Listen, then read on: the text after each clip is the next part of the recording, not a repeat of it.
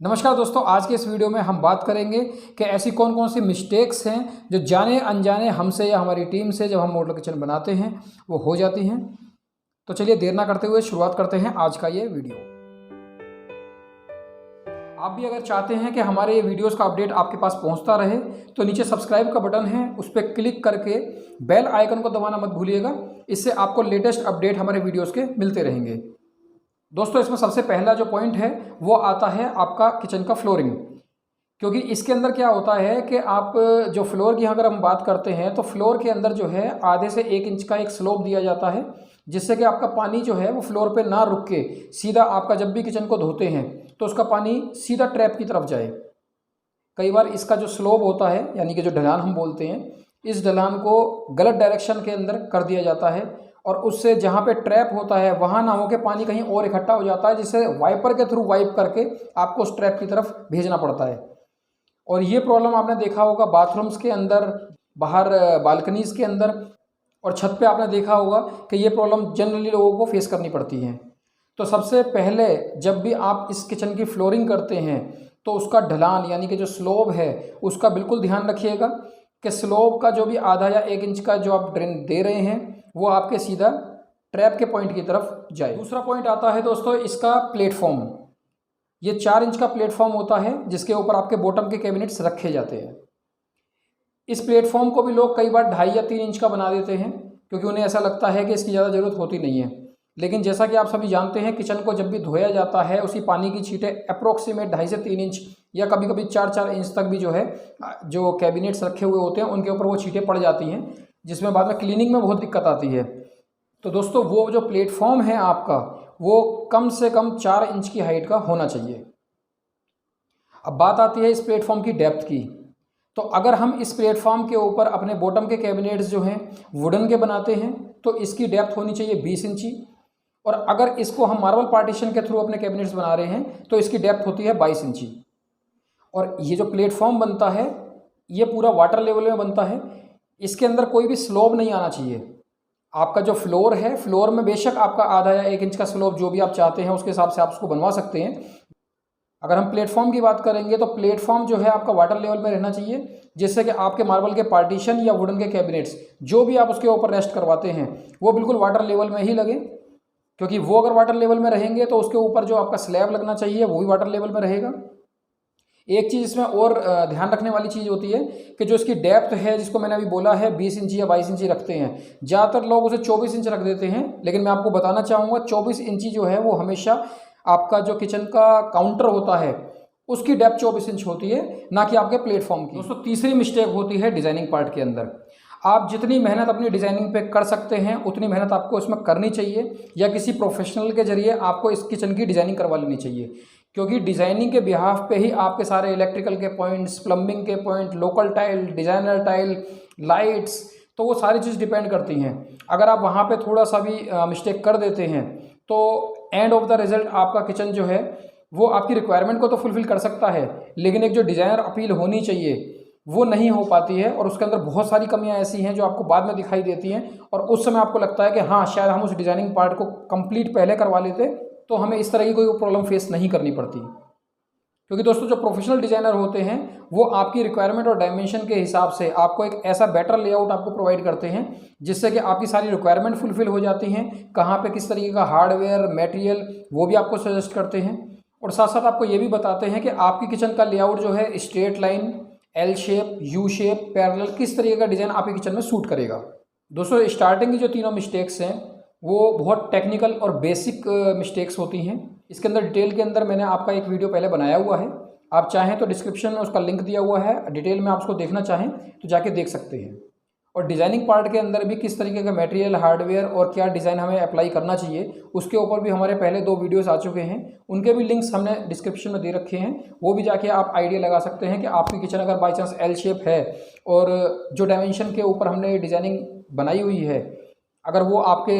Size के हिसाब से सूट करते हैं तो आप उसको भी अप्लाई कर सकते हैं। दोस्तों, चौथी मिस्टेक होती है हमारी, अगर हम टाइल की बात करते हैं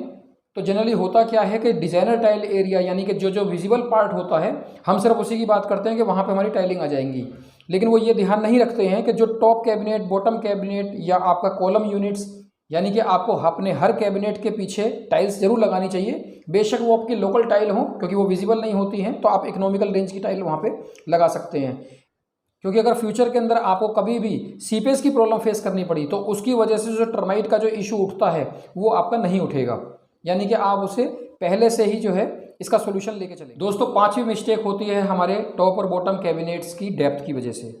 देखिए, टॉप कैबिनेट हमारे जो हैं वो 12 इंच में रहते हैं, बॉटम कैबिनेट की जो डेप्थ होती है वो 22 इंच रहती है। क्योंकि अगर आप देखेंगे तो हमारे जितने भी चैनल्स अवेलेबल हैं, जो अपने ड्रॉर्स, बास्केट, इनोटेक कुछ भी आप लेना चाहें, उन सभी की डेप्थ जो है वो 20 इंच स्टैंडर्ड होती है। तो जब आपकी बास्केट की डेप्थ 20 इंच होती है तो आपका जो कैबिनेट होता है, चाहे वो आपका वुडन का हो या मार्बल का हो, उसका डेप्थ जो है वो 22 इंची रखा जाता है। कई बार लोग उसे 24 इंची 25 इंची भी रख लेते हैं, लेकिन उसका कोई फ़ायदा नहीं है, क्योंकि आप देखेंगे अगर आपका चैनल ही 20 इंच का है तो आप इसको 24-25 इंच कर भी देंगे तो आपके वो 2-3 इंच की जो जगह पीछे बैक साइड में रहेगी वो वेस्ट जाएगी, उसका कोई भी बेनिफिट नहीं है। और इसमें आपका जो रॉ मटेरियल है, जो भी बोर्ड या मार्बल आप यूज़ करेंगे, वो भी आपका वेस्ट जाएगा, क्योंकि उसका कोई बेनिफिट है नहीं और आपको एक्स्ट्रा मटेरियल उसके लिए लेना पड़ेगा। दोस्तों, छठी गलती हमारी रहती है हमारे इलेक्ट्रिकल पॉइंट्स, प्लम्बिंग पॉइंट या गैस के पाइपलाइन के पॉइंट्स के ऊपर, क्योंकि हम एक बेसिक पॉइंट्स वहाँ बनवा देते हैं एज़ पर प्लेसमेंट के, भाई हमारा जो है चिमनी इधर प्लान करना है, सिंक वहाँ प्लान करना है, रेफ्रिजरेटर इधर प्लान करना है, जो भी हमारा XYZ इसमें होता है। लेकिन अगर हम उसे प्रॉपर डायमेंशन के और रिक्वायरमेंट के हिसाब से डिज़ाइन कर लेते हैं तो हमें एक एग्जैक्ट लोकेशन पता लग जाती है कि कहाँ हमारे इलेक्ट्रिकल के पॉइंट आने हैं, कहाँ प्लम्बिंग के पॉइंट आने हैं, गैस पाइपलाइन को हमें कहाँ पे किस तरफ देना है, इसकी क्या हाइट होनी चाहिए, कितनी दूरी पे होनी चाहिए। अगर हमारे पास एक प्रॉपर ड्राइंग है तो उसके बिहाफ पे सारे पॉइंट्स बन सकते हैं। तो ये हमारी छठी मिस्टेक होती है जो बाद में हमारे लिए बहुत बड़ी प्रॉब्लम क्रिएट कर देती है। सातवीं मिस्टेक होती है हमारे रॉ मटेरियल के अंदर, क्योंकि रॉ मटेरियल को कई बार क्या होता है, बजट टाइट होने की वजह से थोड़ा सा इकोनॉमिकली या सस्ता वाला मटेरियल ले लिया जाता है। और ज़्यादातर लोगों ने देखा होगा कि टर्माइट की प्रॉब्लम भी किचन के अंदर बहुत आती है। तो इसके अंदर आप अपना जो बोर्ड, प्लाई, जो भी आप लें, इसे वाटर प्रूफ और टर्माइट प्रूफ मटेरियल लीजिएगा। इसके अंदर कोई भी कंजूसी मत बरतिएगा, क्योंकि सस्ता होने की वजह से कई बार दुकानदार ये कह देता है कि भाई साहब आप इस हार्डवेयर को ले लीजिए, ये मैं गारंटी देता हूँ, इसमें कोई प्रॉब्लम नहीं है, आपको कभी कोई प्रॉब्लम फेस नहीं करनी पड़ेगी। लेकिन आपके किचन की जो लाइफ होती है वो आपका हार्डवेयर के ऊपर, आपकी एसेसरीज़ के ऊपर डिपेंड करती है, क्योंकि लगातार मूवमेंट में आने की वजह से अगर आपका ये हार्डवेयर लोकल है तो वो बहुत जल्दी ख़राब हो जाएगा और आपका सारा पैसा बेकार हो जाएगा। तो आप इन दोनों पॉइंट्स का ध्यान रखिएगा, आपका वुडन पार्ट, आपका हार्डवेयर और आपके एसेसरीज़, इनके अंदर कोई भी कंजूसी मत कीजिएगा, अच्छे से अच्छा ब्रांड और अच्छे से अच्छा मटेरियल यूज़ कीजिए। 9th मिस्टेक होती है हमारा लाइटिंग की। ये लाइट दो तरह की होती है, एक लाइट होती है नेचुरल लाइट जिसे बोलते हैं सनलाइट, इसके लिए हमारे विंडो की प्लेसमेंट एक सही जगह होनी चाहिए। दूसरा, विंडो की जो हाइट होती है वो फ्लोर लेवल से मिनिमम 40 इंच की हाइट पर रहना चाहिए, क्योंकि अगर आप देखेंगे तो आपका जो फ्लोर लेवल है उससे हमारे काउंटर की हाइट होती है 33 इंची जो स्टैंडर्ड होती है। लेकिन कई बार क्या होता है, किचन के अंदर अगर हम डिशवॉशर या वॉशिंग मशीन प्लान करते हैं तो हमें इसकी हाइट बढ़ानी पड़ती है, जो 32 या 36 इंच तक चली जाती है।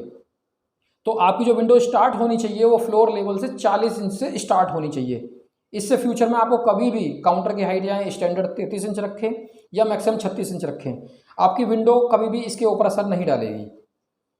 इसके अलावा जो हमारी दूसरी लाइट होती है, जो हमारे टॉप कैबिनेट्स में लगती है या आपके काउंटर के लिए लगाई जाती है या सीलिंग लाइट लगाई जाती है, तो वो इस तरीके से प्लान होनी चाहिए कि हमारे अगर टॉप कैबिनेट सीलिंग हाइट तक भी जाते हैं तब भी आपका जो उसका लाइट का रिफ्लेक्शन है वो कटना नहीं चाहिए, आपके काउंटर तक पूरी प्रॉपर लाइट होनी चाहिए। दोस्तों, 10वीं मिस्टेक में क्या होता है कि जो हमारे कैबिनेट के ऊपर जो काउंटर लगाया जाता है उसे हम डबल मोल्डिंग दिखाते हैं, और जब वो डबल मोल्डिंग दिखाते हैं तो जो नीचे वाला पार्ट है वो कई बार हम होलो छोड़ देते हैं, जो होलो नहीं छोड़ना चाहिए। उसका माइनस पॉइंट ये रहता है क्योंकि होलो पार्ट छोड़ने से कभी भी वो वहाँ से क्रैक हो सकता है, टूट सकता है। तो उसके नीचे आपको जो है या तो कोई WPC का बोर्ड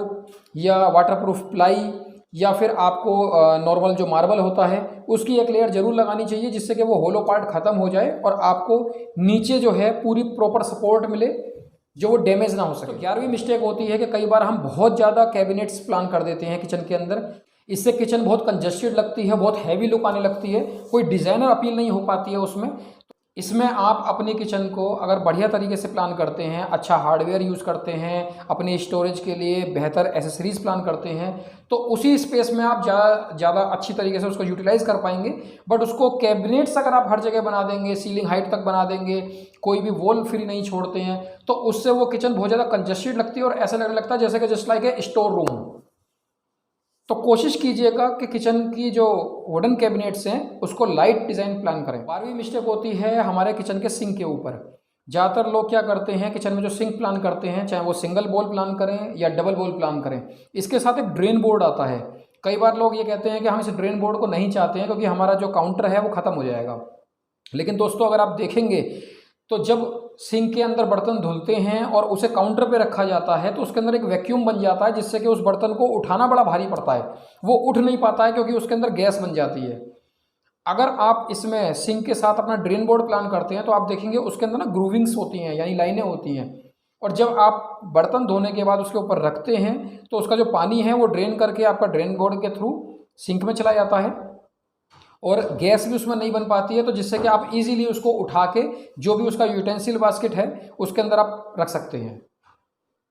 और दोस्तों सिंक की तरह अपने अप्लायंसेस आपको हमेशा पहले से प्लान कर लेने चाहिए कि आपको किस साइज़ का और कौन सा अप्लायंस लेना चाहिए, जैसे कि आपका chimney, hob, sink, microwave, oven, dishwasher, fridge, mixer grinder, toasters, इन सब की एक लिस्ट बना के आप इसमें डायमेंशन क्लियर करके रखिएगा। दोस्तों वीडियो देखते हुए अगर आपके मन में कोई सवाल आता है, आपको लगता है कि कोई ऐसा क्वेश्चन है जिसका आंसर अभी तक इस वीडियो के अंदर नहीं दिया गया है, तो नीचे कमेंट बॉक्स के अंदर उस सवाल को ज़रूर लिख के हमें भेजिएगा, जिससे कि हम आपको उसका सोल्यूशन तो देंगे ही, साथ साथ अगर हमें लगेगा कि इसके ऊपर कोई वीडियो बनानी चाहिए तो जल्द से जल्द उस वीडियो को बना के भी पब्लिश किया जाएगा। इससे वो आपका तो सोल्यूशन आपको मिलेगा ही मिलेगा। उस सेम प्रॉब्लम को अगर कुछ और हमारे दोस्त उसको फेस कर रहे होंगे तो उनको भी इसका सोल्यूशन मिल जाएगा। और दोस्तों लास्ट हमारा जो मिस्टेक होता है 13 नंबर, वो होता है किचन के अंदर कंप्लीट वेंटिलेशन होना चाहिए। ये वेंटिलेशन के लिए आपका विंडो, आपका एग्जॉस्ट फैन या चिमनी, ये तीनों काम करते हैं, तो इसको बहुत तरीके से प्लान करना बहुत ज़्यादा ज़रूरी होता है। तो दोस्तों ये सारी मिस्टेक्स हैं जिनका आपको ध्यान रखना है कि आपकी किचन के अंदर ये मिस्टेक गलती से भी ना होने पाए, क्योंकि इन सब की वजह से आपकी किचन जिसके अंदर आप हज़ार या लाखों रुपए खर्च कर रहे हैं वो सब बर्बाद हो जाता है। और दोस्तों अगर वीडियो पसंद आया हो तो हमारे वीडियो को लाइक ज़रूर कीजिएगा, सब्सक्राइब कीजिएगा, जिससे कि आपको लेटेस्ट अपडेट मिलते रहें। और अगर आपको लगता है कि हमारा वीडियो किसी काम आ सकता है तो इसको शेयर करना बिल्कुल मत भूलिएगा। आपने हमारे वीडियो को देखा, सुना, उसके लिए बहुत बहुत बहुत धन्यवाद।